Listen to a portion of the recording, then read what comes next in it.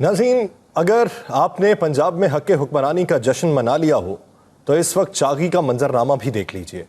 अगर मौलाना फजलुर रहमान ने अदालतों पर तनकीद कर ली हो तो इस वक्त ज़ियारत की सूरत हाल भी देख लीजिए। अगर मियाँ मोहम्मद शहबाज शरीफ ने अपने दिल का गुबार निकाल लिया हो तो ज़रा कोयटा की सूरत हाल पर भी एक नज़र दौड़ा लीजिए। अगर बिलावल भुट्टो जरदारी खारजा पॉलिसी से फारिग हो चुके हों तो इस वक्त बलोचिस्तान के अंदर जारी तबाही की सूरत हाल पर भी नज़र दौड़ा लीजिए। अगर मौजूदा सूरत हाल में तमाम पाकिस्तानियों ने वफाक पे पाकिस्तान तहरीक इंसाफ की हक़ हुक्मरानी देखने का इंतज़ार करना हो तो उससे पहले उन शहरों में उन माओं के कर्ब का भी अंदाज़ा लगा लीजिए कि जिनकी जवां साला बच्चियां सैलाब की नज़र हो चुकी हैं। कोयटा का चागी का दश्त गौरान, जहां पर 8, 6 और 10 साल की बच्ची पानी में डूब गई, और उसके बाद उस माँ के कर्ब का अंदाज़ा लगाना और उस बाप के सीने पर क्या बीत रही है, ये ना आप समझ सकते हैं, ना मैं सोच सकता हूँ, ना कोई और महसूस कर सकता है। पाकिस्तान इस वक्त सैलाब के तबाही के दहाने पर पहुँच चुका है, लेकिन हम तक ये खबरें नहीं पहुँचेंगी। हमें खबरें क्या पहुँचाई जा रही हैं, हम क्या खबरें सुनना चाहते हैं, ये दोनों एक ही उनसर है। जो हम सुनना चाहते हैं वही हमको सुनाया जाता है। लेकिन आप उन हालात का भी तज़किरा कीजिए, उन हालात से भी आगही रखिए कि लोगों पर क्या बीत रही है कि जब आप अपने घर में बैठे हैं और एसी के कमरों में बैठे हैं और आपको यह है कि थोड़ी देर बाद अगर एसी बंद हो जाएगा तो गर्मी लगना शुरू हो जाएगी, लेकिन खुले आसमान तले बेयारो मददगार उस ख़ानदान को भी देखिए जो ज़ियारत की गलियों में इस वक्त मारा मारा फिर रहा है, जो बलोचिस्तान की इस अफसरदा हालात के नतीजे में आने वाले दिनों में ये सोच रहा है कि मैं घर बनाऊंगा तो किस तरीके से बनाऊंगा, छत भी मुझे मुयस्सर आ पाएगी कि नहीं आ पाएगी। मैं आपसे जो एदाद शुमार शेयर करने लगा हूँ ये होशरुबा होने के साथ साथ तकलीफ़ दे भी हैं कि पाकिस्तान जो हर साल एक नई, हमारे हुक्मरान एक नई एडवाइजरी पेश कर देते हैं, सैलाब के ख़तरात के हवाले से हमें आगाह भी कर देते हैं, लेकिन पेशगी इक़दामात नहीं होते। चागी के करीब इस वक्त जो सड़कें हैं वो पानी में बह चुकी हैं, रेलवे ट्रैक तक भी सैलाबी रैले में बह चुका है, खुराक की किल्लत है, अद्वियात मिल नहीं रही और घर जो है बहुत से मिस्मार हो चुके हैं। चागी का दश्त गौरान, जिसका मैंने पहले भी हवाला दिया, वहाँ पर एक 6 साल की बच्ची, एक 8 साल की बच्ची और एक 10 साल की बच्ची जो है वो सैलाबी रैले में बह चुकी हैं। ज़ियारत, कोयटा और हरनाई शाहरा, वहाँ पर भी आपको तबाही के मनाजिर देखने को मिलेंगे। जनूबी पंजाब के अगर ज़िले राजनपुर की बात की जाए या तौंसा की बात की जाए तो सैलाबी रैलों की जद में 20 अफराद हलाक हो चुके हैं। दरियाए चनाब में भी सैलाब का ख़तरा है और जो पानी है वो बुलंद होता जा रहा है, जिसकी वजह से झंग के अंदर भी सैलाब की तबाहकारियों के मनाजिर आप अपनी आँखों से जाके देख सकते हैं। वज़ीर-ए-आज़म जैकबाबाद पहुँचे।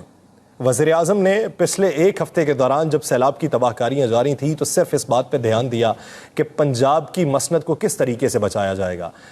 सिर्फ इन नुकात पर ध्यान दिया गया कि सुप्रीम कोर्ट ने जो फैसला दिया है ये हमारे हक़ में नहीं है, ये जजेस की बायसनेस है जिसकी बायस ये फैसला दिया गया है। खुदा के लिए आप मुल्क के वज़ीर-ए-आज़म हैं, मुल्क के हालात व वाक़यात पर भी नज़र रखिए। आप मुल्क की बेहतरी के लिए इक़दामात कीजिए, ना कि वो इक़दामात कीजिए कि जो अपनी कुर्सी बचाने के लिए हों। फिर कल कला क़यामत के दिन आपका गिरेबान होगा और सैलाब में डूबने वाले इन्हीं लोगों के हाथ होंगे जो आपके गिरेबान तक पहुँचे होंगे और बरोज़े महशर आपसे हिसाब मांगेंगे कि आप तो वाली थे, आप तो हुक्मरान थे, आपने हक़ हुक्मरानी जताई थी और मुल्क में बेहतरी के नारे लगाए थे। कहाँ है वो बेहतरी? मेरी जवानी जो पानी की नज़र हो गई, मेरा बचपन जो पानी की नज़र हो गया, मुझे अब कई दहाइयाँ देखनी थीं, मुझे वो हसीन मनाजिर अपने वालिदैन के साथ देखने थे कि जो ज़िंदगी की बहारें मेरे नाम पे लिखी गई थीं, लेकिन तुम्हारे इक़दामात ना करने की बदौलत मेरी ज़िंदगी उस सैलाब ज़दा पानी में बह गई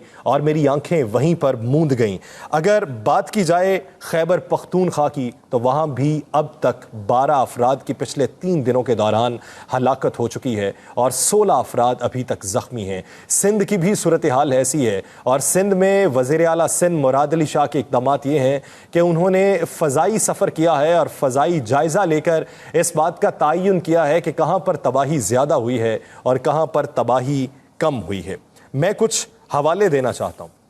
जापान में जब सैलाब आता है तो सैलाब से पहले 2019 में उन्होंने एक पॉलिसी जारी की थी, एक एडवाइजरी जारी की जाती है जो आपको इंतबा जारी करती है कि इस इलाके में सैलाब आ सकता है, आप यहां से नकल मकानी कर जाएं।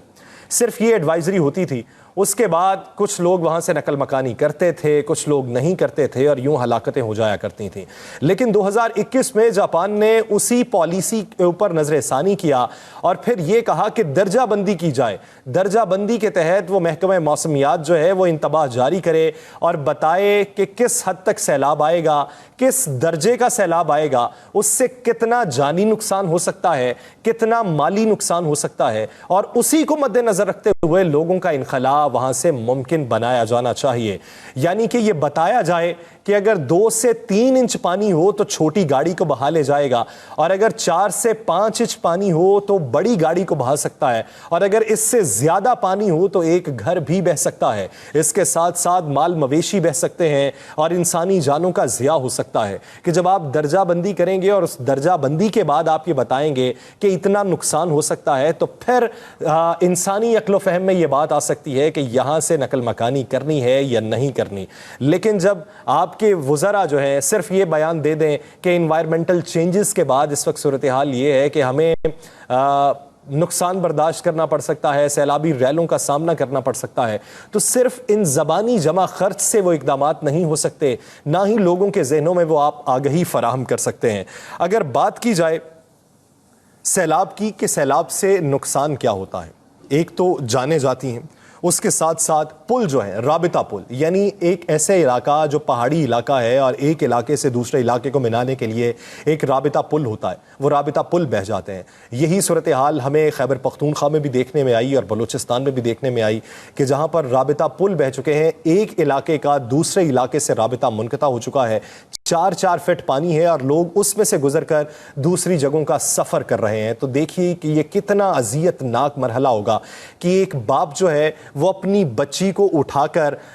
घर की मुंडेर के ऊपर चल रहा है और सैलाब के पानी से बचने की कोशिश कर रहा है। ऐन वो लम्हा कि जब नीचे खड़े अफराद की तरफ उसने अपनी बच्ची को फेंकना था ताकि उसकी जान बच सके, पूरे के पूरे घर की इमारत मलिया मेट हो गई और वो सैलाब ज़दा पानी में बह गई। तो हम अपने घरों में बैठकर सिर्फ ये मनाजिर देखकर अफसोस कर सकते हैं या फिर कुछ आहें भर सकते हैं या फेसबुक पे एक स्टेटस अपडेट कर सकते हैं या एक ट्वीट कर सकते हैं, लेकिन इसके अलावा हमें आगही फराहम करने की ज़रूरत है और इन हुक्मरानों के गिर्द घेरा तंग करने की ज़रूरत है कि जो हमें सिर्फ बयानात का लॉलीपॉप देकर आने वाले दिनों की हवाले से ख़बरदार करने की कोशिश करते हैं, लेकिन इक़दामात उनकी जानिब से कोई भी नहीं किए जाते। कुछ लोगों की राय यह है कि सैलाब आपको कुछ ना कुछ फ़ायदा भी देके जाता है, लेकिन सैलाब के नुकसानात बहुत ज़्यादा और फ़ायदा जो है वो उससे बहुत कम होता है। सैलाब फ़ायदा सिर्फ उन इलाकों को देता है जहाँ तक पानी की रसाई नहीं हो सकती, वहाँ तक पानी पहुँच जाता है, ज़मीनें उनकी सैराब हो जाती हैं, बंजर ज़मीन है तो वो कुछ बेहतर हो जाती है,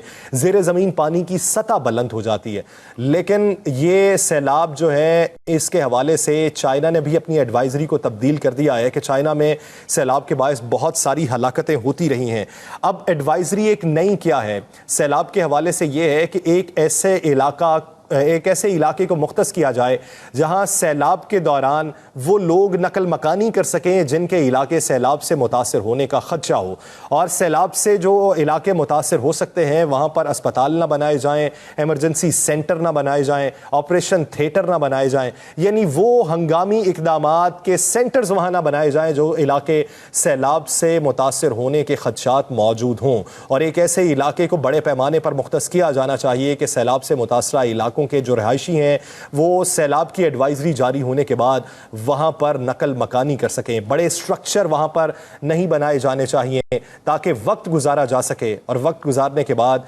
ऐसे इकदामात के जरिए लोगों की नकल मकानी को मुमकिन बनाया जा सके ताकि इंसानी जानों का ज़िया ज़्यादा ना हो सके। मुझे दीजिए इजाज़त, अल्लाह ने के बाद।